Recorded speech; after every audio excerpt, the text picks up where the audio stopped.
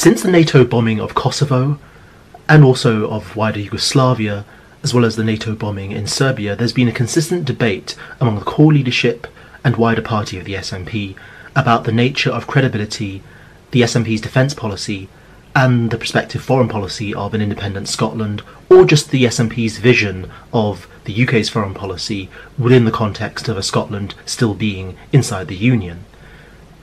Fast forward to this week, where we had Stuart MacDonald, the Glasgow MP for the SNP, who is the SNP's defence spokesperson at Westminster, who responded to Kenny Farquharson's very actually stern and creative article in the Times Scotland, where he talks about the maturing of SNP policy, either in defence, security, intelligence, or in foreign policy, within the context of Russia and the Skripal poisoning in Salisbury. It's also about the fundamental tension between the innate radicalism of Scottish independence, the idea of the breakup of the British state and its ability to be aggressive in the European sphere as well as the specifically non-European sphere, and that tension with the desire for some people in the SNP's core leadership and membership to be seen as competent, mature and credible.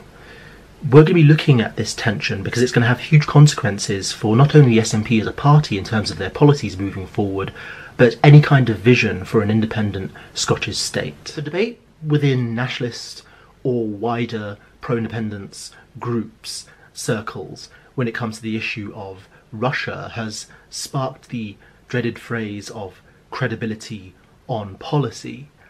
One of the problems with this is credibility often is used as a code for political forces outside the hallowed centre.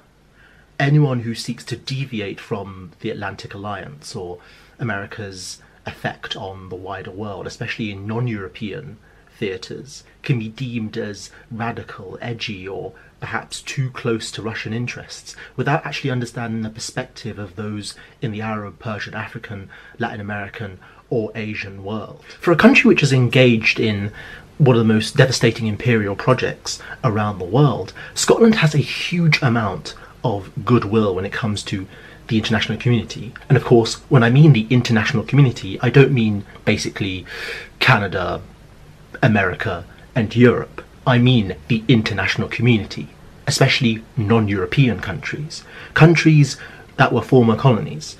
Africa, West Asia, the Far East, the subcontinent, Latin America, the Gulf. Those countries that have not been able to be full agents in their own right. Those parties that have had to attach themselves onto European ambitions or have been captured by European ambitions and American actions, as well as Russian actions. It's very important for us not to squander that goodwill when we have this deep conversation about where Scottish foreign policy is going to go, whether within the context of a United Kingdom or as an independent state. The SNP's defence team have done a lot in terms of pushing forward the idea of being credible, not wanting to worry too many allies within the current setup, especially European partners and America. But that can come with several consequences. One, we have to be wary about the idea that the current international institutions or frameworks in which international politics and the rules-based order operate in are somehow naturally neutral. They've had their effect. We've seen it in campaigns in Iraq, as well as regime change in Libya, that institutions and the international order, the rules-based order, are not neutral and without context or meaning. Scotland has a wonderful opportunity to break out of these traditional institutions and rules, which are seen by African, Arab, Persian, Latin American observers to be hypocritical or to be deeply flawed. Scotland has a wonderful opportunity to engage in a degree of intellectual honesty while not being straitjacketed by phrases such as credible policy. Credible, yes, rules-based, but credible to who and whose rules? That must always be the guiding principle when it comes to SNP defence, as well as military and diplomatic policy. There was a fascinating Twitter debate between Stuart MacDonald, who wrote a thread in response to Kenny Farquharson's Times article, but you also had follow-up conversations between David Jameson and also Jamie Maxwell, I think what was interesting is looking at certain phrases that were used by Stuart MacDonald, who himself has done some really critical work when it comes to foreign policy and the SNP's positions, and that's of allies.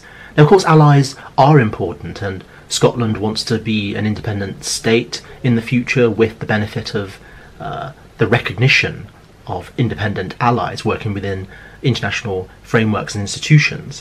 One of the problems with allies is that phrasing sets us within a frame of thinking which doesn't allow us to have flexibility, especially when we think about how the world is fundamentally changing. The international community of today will not be the international community of tomorrow, and it's critical that we don't corner ourselves into an Atlantic trap where we are unable to express ourselves and tap into the huge range of relationships in the future that are going to be open to us. We have to think about the nature of the way international politics is changing. This is a multipolar world, of course, one which we will have to rely heavily on our European partners, as well as maintain a degree of relationships with the Atlantic powers, the US. But we're also going to think about our connections with countries that are non-European and the non-aligned. It doesn't have to be a case of being stuck between Russia and the US like in the old Cold War game. This is about an independent state keeping its options open. So allies, yes, Scotland is within the context of that Northern European Atlantic setup, but that framework doesn't have to be set in stone, nor should it.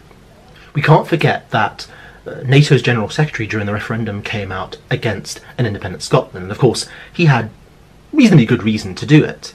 If you consider the way NATO not only has enacted policy post the fall of the Berlin Wall, but also in terms of trade and military and security arrangements with countries such as Qatar, United Arab Emirates, as well as coalition agreements with Saudi Arabia, and also certain security arrangements within Afghanistan, NATO leaves much to be desired.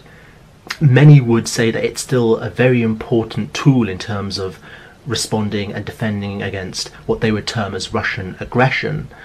However, it's very important to realise that even though we are within that British context, the prime objective from a foreign policy perspective for Scottish independence was breaking the whole of the British state and the capacity of the British state in order to inflict aggression in non-European theatres.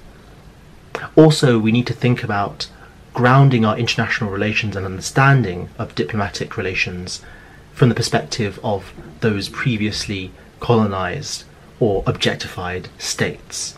Those cultures and perspectives which now seek to burst onto the world stage and have a greater say, and with every year are having more and more influence in institutions and international frameworks with regards to military affairs, trade, but also institutional arrangements.